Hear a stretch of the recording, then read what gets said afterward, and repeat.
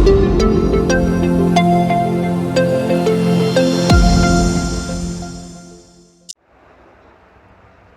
friends, today our topic is the nervous system.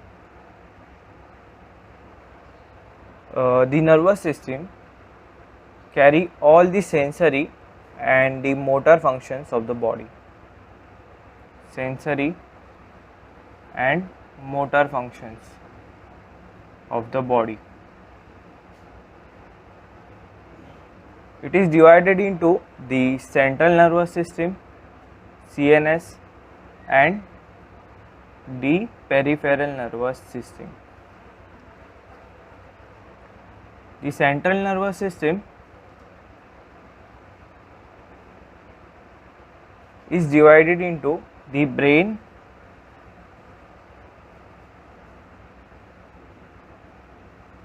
and the spinal cord.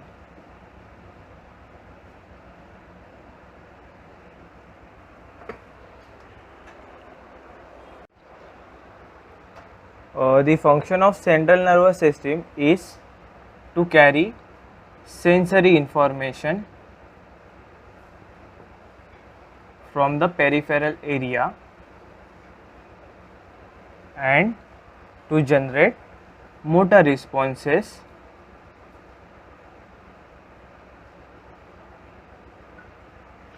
to it. So now we will focus on the brain. So there is the cerebrum, which is the largest part of the brain. There are the ventricles, which are the cavities that forms which are having choroid plexuses, which form the cerebrospinal fluid. There is the thalamus, and below that there is the hypothalamus, which are the thermoregulatory center of the body. There is also the pituitary gland, and this the pons and the medulla oblongata.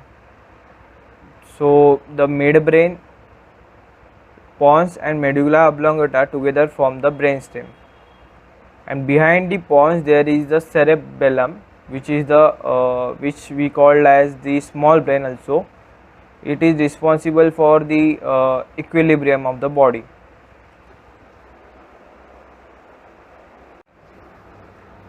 Now we will focus on the nerve cell. The nerve cell is the functional cell of the nervous system. It consists of the cell body, axon and axon terminals.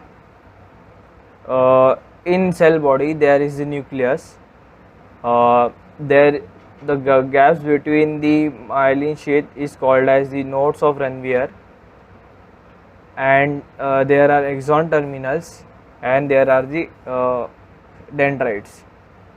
The cell body on the surface of the cerebrum, which we will discuss later, the aggregation of this is called as the gray matter, and when the axons, the bundle of axons are together, they are called as the white matter. The nerve cells are the nerve cell carries the electrical impulses and transmit to the bodies. Between the neurons there is a gap called as synapse. When the function of the nerve cells are to carry the neurotransmitters.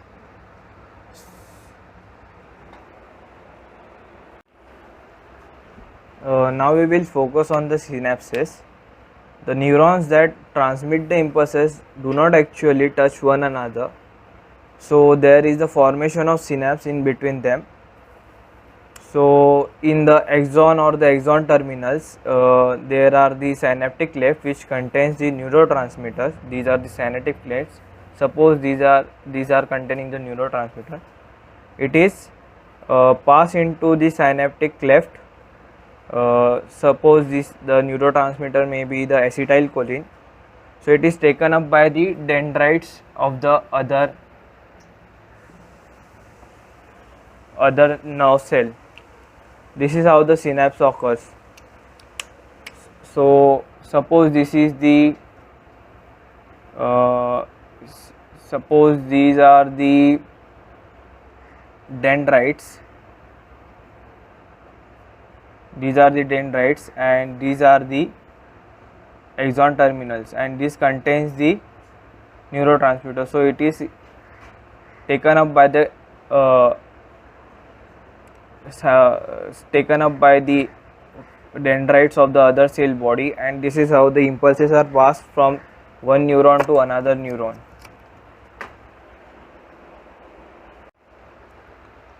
Now we will focus on the cross section of the brain. This is the outer surface of the brain. This is the midbrain, the pons, medulla, and the spinal cord. The outer surface of the cerebrum, that is, this is the cerebrum. We have drawn the diagram like this. This is the cerebellum, and this is the cerebrum. For understanding, I am drawing this diagram. And these are the midbrain, these are the pons, and these are the medulla oblongata, and this is the spinal cord. Okay. So in the cerebrum, the outer surface of the cerebrum is called as the cerebral cortex. The outer surface is called as the cerebral cortex. So in the outer surface, there is the bundle of cell bodies which we have discussed. What are the cell bodies in the nerve cell? The nerve cell, the bundle of nerve cell bodies in the outer surface of the cerebrum or the cerebral cortex is called as the gray matter. And this is the upper part is called as the forebrain, midbrain, and these are called as the hindbrain.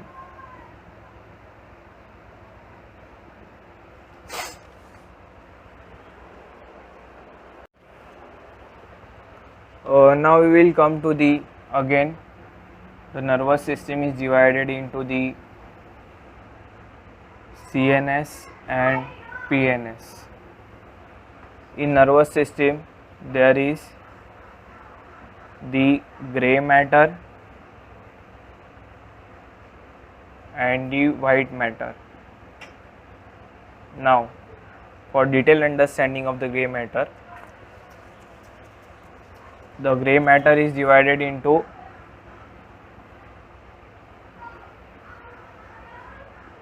cortex and the nuclei.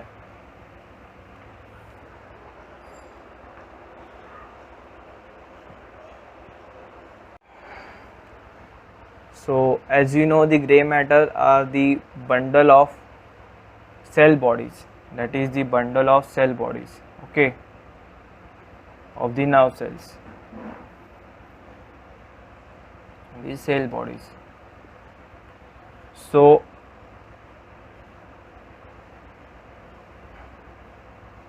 we'll draw the diagram of this brain again. These are the outer part of the brain. The collection of cell bodies on the outer surface of the brain is called as the cortex. And then as we know, the bundle of axons, suppose this is the axons, this is the axons, these are the bundle of axons coming from down, and there is the formation of the pieces of gray matter or the cell, the bundle of cell bodies. So the pieces of cell bodies, here we will write pieces of cell bodies within the central nervous system is called as nuclei or the nucleus. So these are the pieces of the cell bodies in the central nervous system, because this is the axons coming from here, these are the axons coming from here, and they are within the central nervous system. The peripheral part or the surface area is called as the cortex.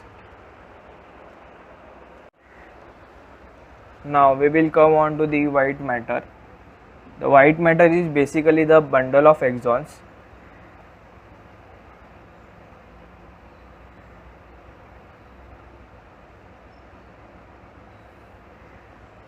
So this is the cerebral cortex, and these are the axons.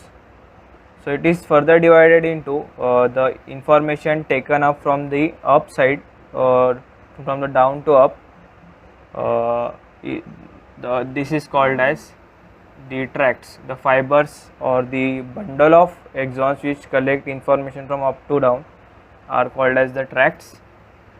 And from there is also the coordination between the right and the left. Suppose these are the axons which are carrying information from the right side and the left side.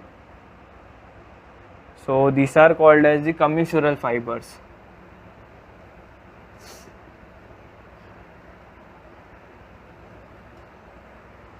So now there are also the bundle of axons which coordinate or the collect information from the anterior posteriorly side.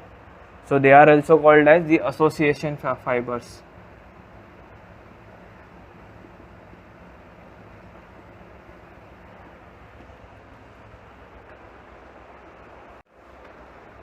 So now we will focus on the peripheral nervous system.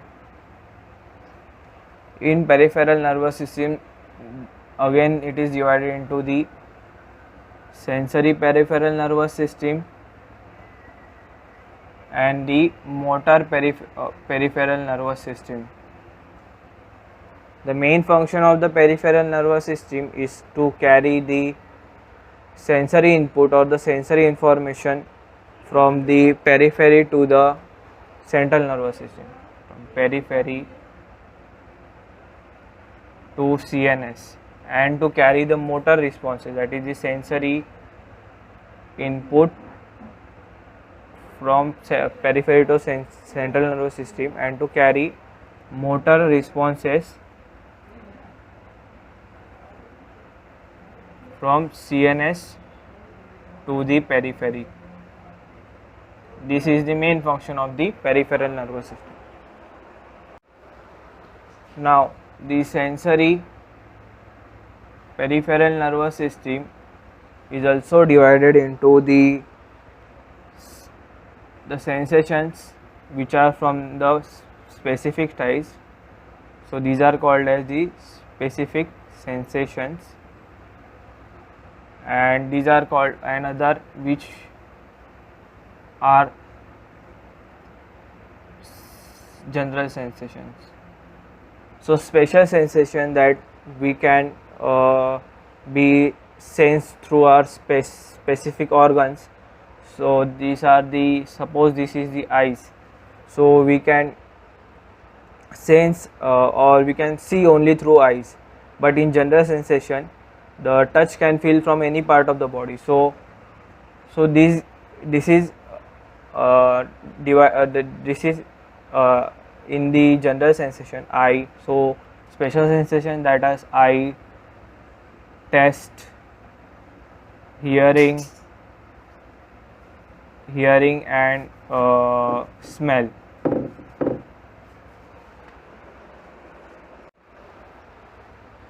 In general sensation we can sense touch. Suppose we are touching the hand, touching the feet, we can feel from any part of the body.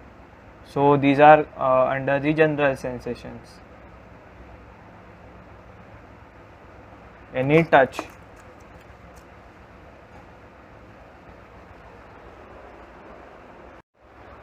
So now we will focus on the motor peripheral nervous system. In the motor peripheral nervous system is divided into the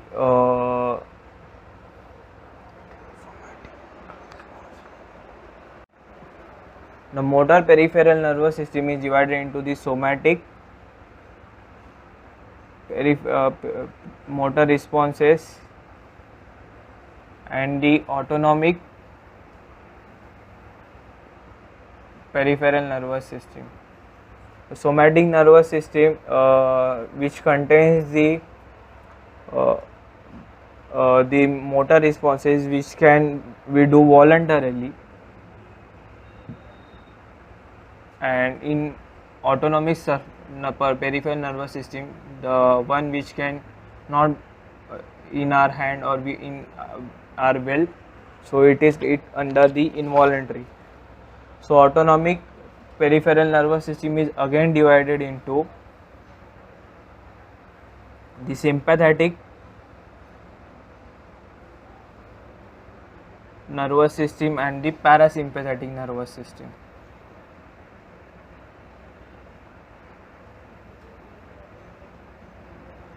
In sympathetic nervous system, if we are under stress, so fight and flight responses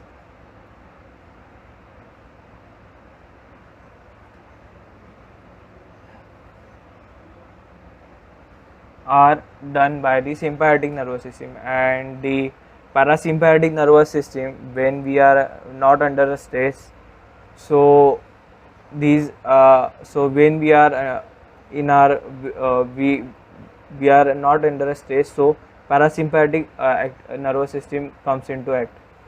Autonomic nervous system, that is the involuntary, it contains the secretion of the from the glands and the BP, the blood pressure, which we cannot control by our own will. The autonomic nervous system contains that.